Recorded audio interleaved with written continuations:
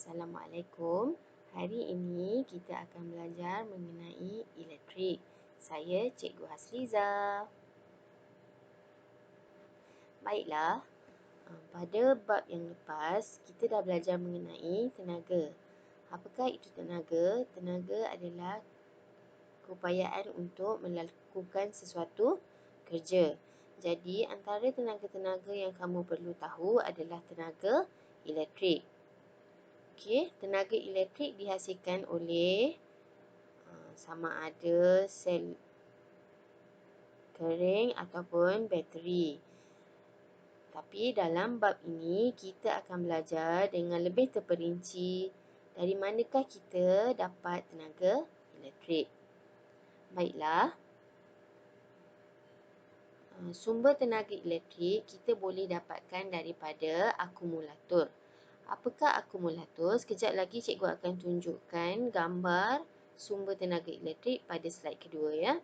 Okey, akumulator menghasilkan tenaga elektrik daripada bahan kimia dan ia boleh dicas semula dan ia membekalkan tenaga elektrik kepada kenderaan bermotor. Okey. Yang kedua adalah sel kering.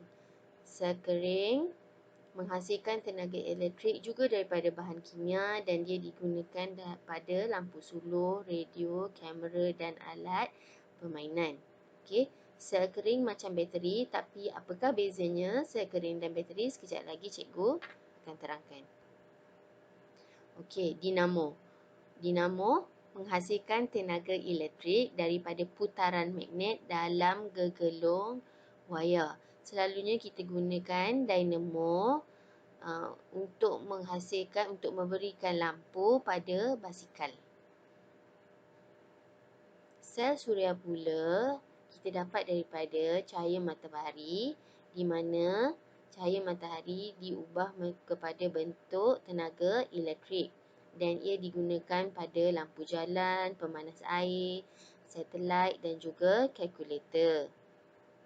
Okey, jana kuasa hidroelektrik menghasilkan tenaga elektrik daripada putaran turbin.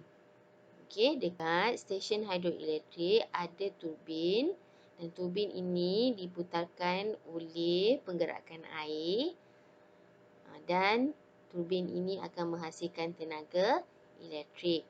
Dan tenaga elektrik yang dihasilkan oleh jana kuasa hidroelektrik membekalkan sumber tenaga kepada perindustrian dan domestik. Domestik tu maksudnya kegunaan di rumah. Generator, apakah generator? Cikgu percaya kamu semua pernah tengok generator tapi kamu tak tahu itulah generator. Kejap lagi kita tengok gambar dia.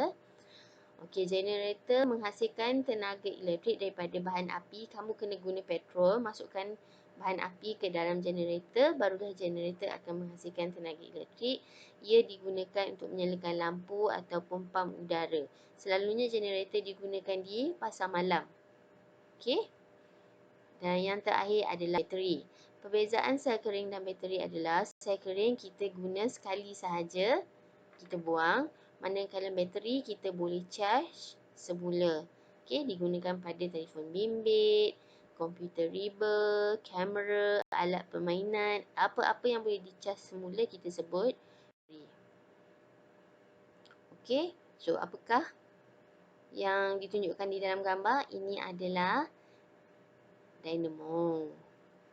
Ini adalah sel kering. Tu panel yang terletak di atas rumah tu adalah panel solar. Ini adalah bateri-bateri yang boleh di-charge semula. Rechargeable dia panggil. Okey, inilah generator. Selalunya kamu akan nampak ni di pasar malam. Okey, pada waktu petang apabila pasar malam bermula, belum pasang lagi, belum guna lagi generator. Okey, start daripada suasana semakin gelap. Okey, para peniaga akan start buka lampu, dia akan gunakan generator. Okey, ini adalah gambar penjana hidroelektrik di stesen hidroelektrik. Ni empangan So, air dari sungai tu dia takungkan. Okey, dan air tu akan bergerak disalurkan ke bawah. Apabila air bergerak tu, kamu nampak dekat bawah ni, okey, dia ada turbin. Bila air melalui, turbin ni akan bergerak. Apabila turbin bergerak, dinamo juga bergerak dan akan menghasilkan tenaga elektrik. Okey. Inilah gambar di empangan. Yang last sekali ni apa? Akumulator. Okey, bateri kereta. Okey, untuk bab ni, kamu perlu tahu mengenai litar elektrik lengkap. Sesuatu litar elektrik mestilah lengkap untuk membenarkan arus elektrik mengalir. Jadi, baca ayat yang pertama, litar elektrik ialah laluan bagi arus elektrik mengalir dari sumber kuasa dia ke keseluruhan komponen. Apa maksud komponen? Komponen adalah alat-alat yang disambungkan di dalam suatu litar. Selalunya, sumber kuasa yang kita gunakan di dalam suatu litar adalah bateri. Ini adalah gambar bateri, tetapi untuk litar elektrik lengkap, kita akan gunakan simbol ini. Okey, litar elektrik lengkap ialah litar yang membenarkan arus elektrik mengalir melaluinya. Jadi, kena ada sumber kuasa iaitu bateri.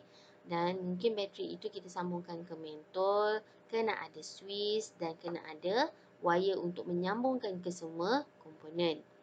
Okey, so apakah fungsi bateri? Bateri memekarkan tenaga elektrik.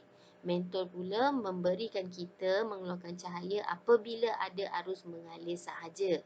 Kalau tak ada arus mengalir, cahaya tidak akan dikeluarkan. Okey. Untuk mengalirkan elektrik, ia bergantung kepada suis. Kalau suis tertutup, arus akan mengalir. Kalau suis terbuka, arus tidak akan mengalir. Jadi, kalau suis terbuka, kita katakan ia memutuskan litar. Kalau suis tertutup, kita sebut sebagai melengkapkan litar.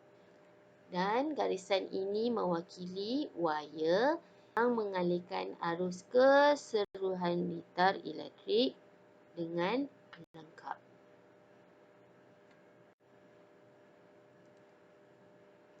Baiklah, gambar rajah di sebelah kiri menunjukkan litar elektrik, manakala di sebelah kanan pula menunjukkan gambar rajah litar elektrik. Okey. Litar elektrik boleh dilukis menggunakan gambar yang sedia ada, tetapi gambar rajah litar elektrik mesti diwakili dengan simbol bagi setiap komponen.